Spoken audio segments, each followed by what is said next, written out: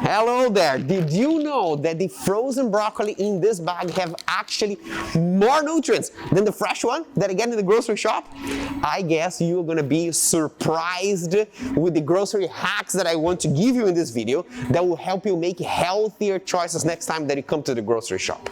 The number one is this difference. I wanna ask you, when you come to the grocery shop, do you get more fresh vegetables or do you get more frozen vegetables? Let me know in the comments because I wanna know the ratio. And it turns out that when you get a frozen vegetable and you cut it and you bring to the grocery shop, it takes a few days for this process to happen. And then it sits there for maybe 1 or 2 days. And then you buy it and you take it home and you don't eat all the vegetables straight away once you come back from the grocery shop, right? So maybe it sits in your fridge for maybe 1 or 2 more days. And after maybe 5 or 6 days, some vitamins start to degrade, as opposed to the frozen ones, that they are frozen straight away after they are cut.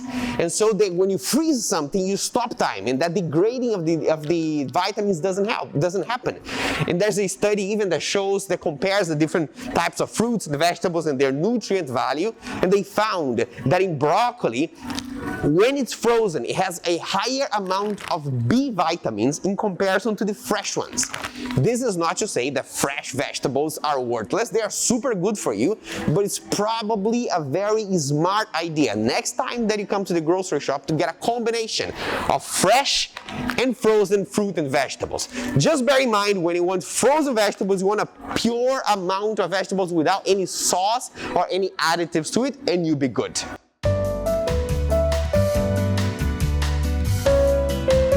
In the dairy section, you're looking for high protein products. So I'm going to go for a yogurt, for example, and I'm gonna pick this one.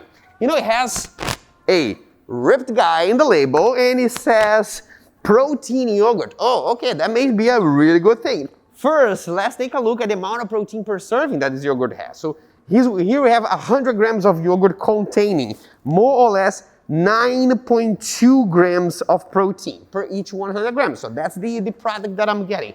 If you look at the ingredient list, this is when things start to get a little bit more sketchy. You know, you have here water and milk and black currants, that's fine. And then my fourth ingredient is modified starch. And then I have a couple of sweeteners like sucralose and also some artificial and natural flavorings.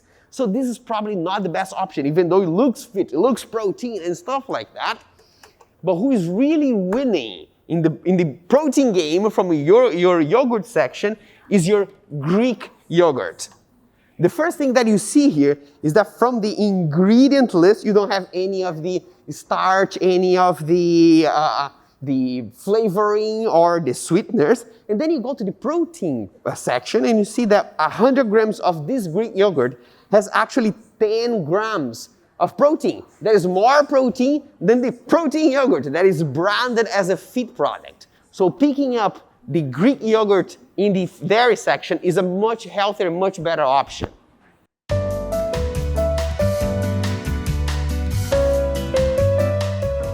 Here we are in the fruit juice section. This is a section that is preferred for a lot of people who stopped drinking soda because I don't want to drink Coke anymore, so I'm going to go for something a little bit more natural. I have an issue still with that because fruit juice looks like a very healthy thing. It's fruit after all, right? There's natural sugar. There's no added sugar to it. But first, I wanted to take a look at the quantity of fruit or the quantity of sugar that you have. So here I have a bottle that you probably drink over the course of maybe like 1 hour or so. I'm going to make orange juice after this, and we're gonna count how many oranges it takes for us to make a bottle of orange juice. So let's go. 1, 2, 3, 4, 5, 6, 7, 8. When you go eat an orange as a dessert, how many oranges do you eat? Do you get 1 from the fridge and you eat that? Or do you get 8 oranges? For you to have an idea, this is what 8 oranges look like. 1, 2, 3, 4, 5, 6, 7, 8. This is not the amount of oranges that you have in an afternoon a little bit after lunch. Maybe you're gonna have this, or maybe if you're really hungry, you're gonna have 2. So when you are juicing it, you are not only increasing the quantity, as you're also depleting all the fiber. You're letting all the fiber and all the things that make you absorb this sugar slowly. This bottle of orange juice may have up to 12 to 15 teaspoons of sugar. So imagine filling this up with water and then you go 1, 2, 3, all the way to 12 to 15. You don't usually do that, but this is what it contains, because it contains almost 10 oranges in one single bottle. So this is why it's not a good option. If you want fruit, get the fruit itself. Instead of getting orange juice, get orange. Instead of getting apple juice, get apples. Then you say, all right, I'm not gonna have orange juice or fruit juice anymore. I'm gonna have something that looks a little bit more, healthier, like a ginger shot. I have ginger tea in the morning. This must be amazing. So let's go for this. Now, looks great from the label. Let's look at what it has in the ingredient list and in the nutrition facts.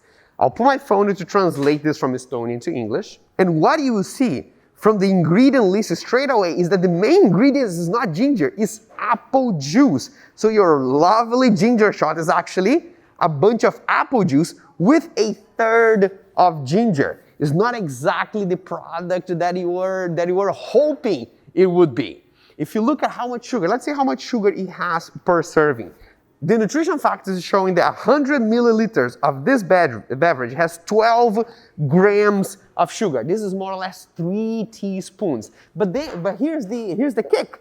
It's showing 100 milliliters as a serving, as if you would have this bottle and divide this bottle is half a liter. So this is supposing that you're gonna have a fifth of this bottle today, and then a fifth tomorrow, and then a fifth the other day, which is actually maybe not what you're gonna do. If you're hanging out with someone and drinking this while watching a movie, you can drink the whole thing during one single movie. And so what you need to do is to multiply this by 5. Inside of this bottle, instead of 12, we actually have 60 grams of sugar inside of this bottle. So this is more or less 10 to 12 teaspoons. That doesn't change much from the orange juice that you are now avoiding to drink.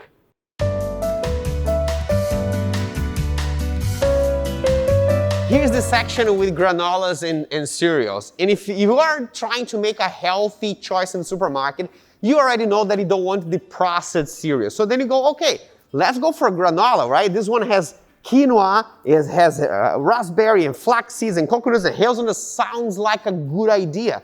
But there are a couple of things with granola that makes it not the smartest choice. One is a huge combination of sugar and oil at the same thing. Let me show you what I mean. If you look at the ingredients here, the first thing that is going to see is that in the first row, the third most abundant ingredient of granola is sugar. And after sugar, you also have fructose. So you have sugar plus sugar, so that is not the second most abundant, perhaps, of the ingredients. And when you look at the nutritional value, you see that 100 grams of this granola has a huge amount of carbohydrates, 52 grams. Half of this serving is pure carbohydrates, and that, out of that, 13.4 grams is just purely sugar. The issue here is that granola is not a bunch of cereals, but they are clumped together with oil. This one specifically with sunflower oil. That combination of high sugar with also fat, some type of fat or oil, makes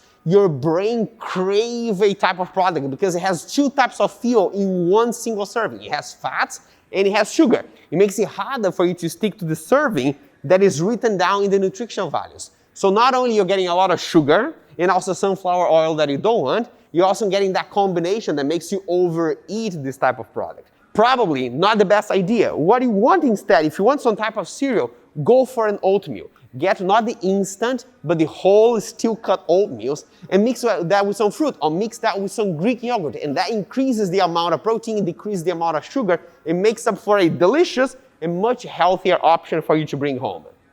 Here's a question for you now. What are some of the options in this video that you didn't know there were healthier options and you want to implement this next time that you do grocery shopping? And what are options, healthy options that almost no one knows but you do, and you choose them when you go do your grocery shops? Let me know in the comments, because I'm also curious to know not only what you learned, but also some of the things that this video is missing. I would love to talk to you in the comments, and I see you in the next video.